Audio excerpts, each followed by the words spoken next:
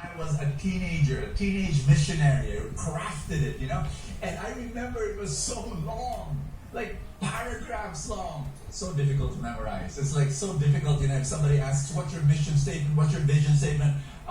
Let me get it from my computer first. But as I got older, my mission and vision statements became shorter and shorter and shorter and shorter. And now at the age of 54, if you ask me what's my mission and vision statement, I will tell you right off the bat, because it's only 3 words. Be God's love.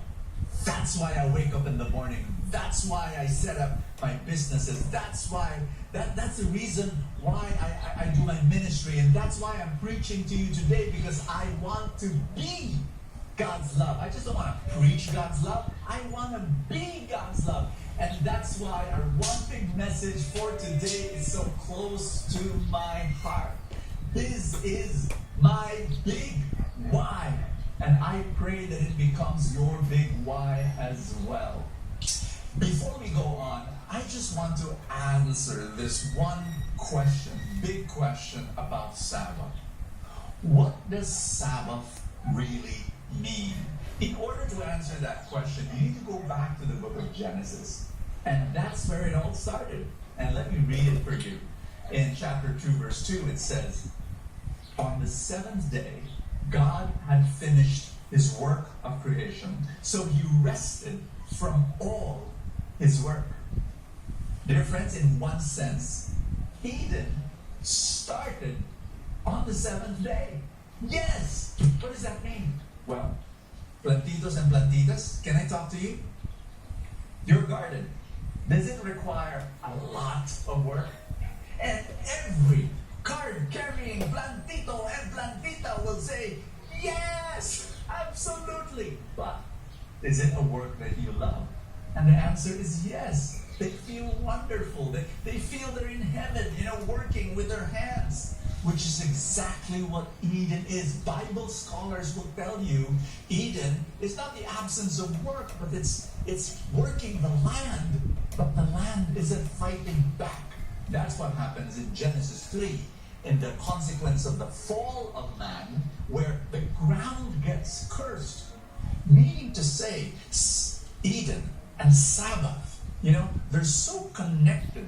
And so when you say that Sabbath is about not working, not really. That's just a manifestation. That's just an expression. What's the connection between Eden, the Garden of Eden, and Sabbath? This is what it is. I hope you're listening to me. Let me bring this up to you right now. Eden, it's not about working or not working. Eden is about trusting or not trusting. Eden, bottom line, is about relationship. Eden is about man and God walking in the garden. It's about God and man doing an HHSSWW. I hope I'm going to say it correctly. It's God and man doing a holding hands, a sway pa, while walking in the garden. Eden is about trusting God that he will provide. And that's why the expression of Sabbath is not working. But it's not just about not working. It's about trusting in God and in that relationship. And so when God invited the Jews to observe Sabbath at least one day a week for a 24-hour set between Friday sunset to Saturday sunset, it was an invitation to recapture Eden, to go back to Eden, to go back and that one day a week to let's walk in the garden again. Come on, trust in me again. Know who I am. Know that I am love. And so in our relationship, in our walk in the garden, you get contaminated by that love. And you become love as well. And that's why Jesus heals on the Sabbath. Because he is love. And he has been walking with his Father. And so, can I just maybe make this even more practical with a beautiful story? I'll end with this story. Once upon a time, there was this priest, and someone calls him up, and the woman says, "Father, my mother is sick and dying. I don't know how long she will have left, or how many days left. Can you visit her?" And so the priest goes and visits the home of this woman. When he entered her bedroom, she was lying down in bed, but she was kind of like propped up with 2 pillows, and beside her was an empty chair. And so this priest was thinking, okay, this was prepared by the daughter, for me. She was expecting me. So he goes to the chair and sits down. The woman smiled at the priest and says, "Father, thank you for coming. Please don't tell my daughter what I'm about to say. But you're sitting where Jesus is sitting, and I don't think he minds, so it's okay." And the priest was a little bit surprised by what the woman said. And then he said, what do you mean? And so the woman explains to the priest, "Father, I've never been a religious woman all my life. Rarely went to church. But when I got sick, I wanted to pray. And so I asked a good friend of mine, who I knew was praying a lot, and I asked her, teach me how to pray. And so my friend told me, this is what you do. If you have a hard time praying, put an empty chair in front of you and picture Jesus sitting on that chair. And then have a heart-to-heart conversation with him.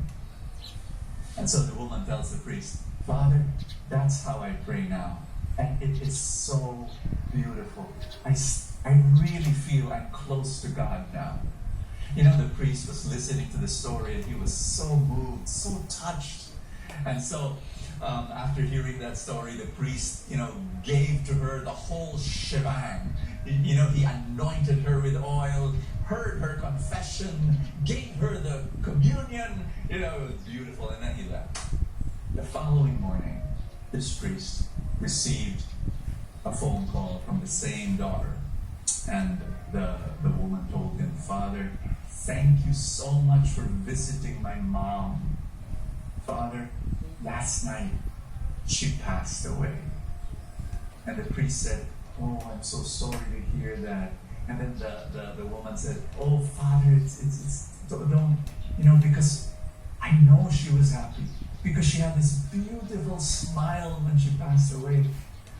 And then she paused and then she said, "But Father, can I ask you a question? There was something strange in the way she died." And the priest said, what's strange?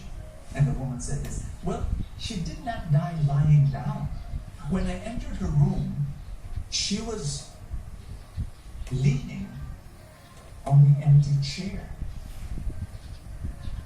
And the priest just paused a bit and he said, "I wish we would all die that way."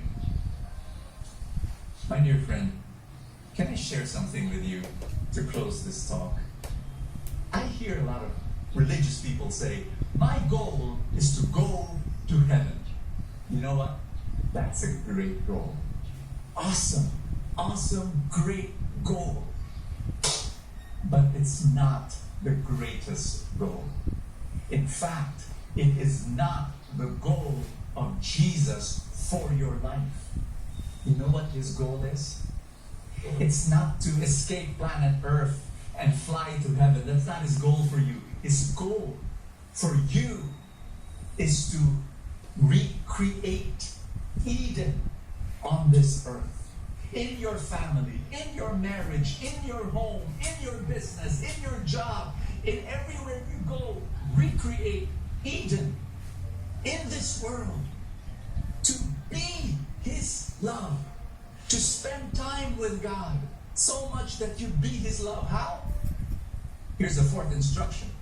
The fourth instruction is to sit in his chair. To be like that priest who sits on that chair and she sees Jesus in that priest. Your goal is to be God's love so much that when people see you, they will see Jesus. When people hear you, they will hear Jesus. When people experience you in your presence, they will experience Jesus and his presence. My dear friends, You will not be able to be like that priest in the sense that you will not be able to give anointing of the oil as a sacrament, but you can anoint people with kindness. You cannot absolve people's sins, but you know what you can do? You can forgive them with the forgiveness of God. You cannot give people the Eucharist, but you can break your life and feed people. People who are hungry for His love. Hungry not for physical food maybe, but hungry for somebody to listen to them, somebody to pay attention to them, somebody to spend time with them, somebody who can, your mission is to be God's love. And I'm praying for you, you pray for me, that we fulfill this big calling, this big mission in our lives. God bless you.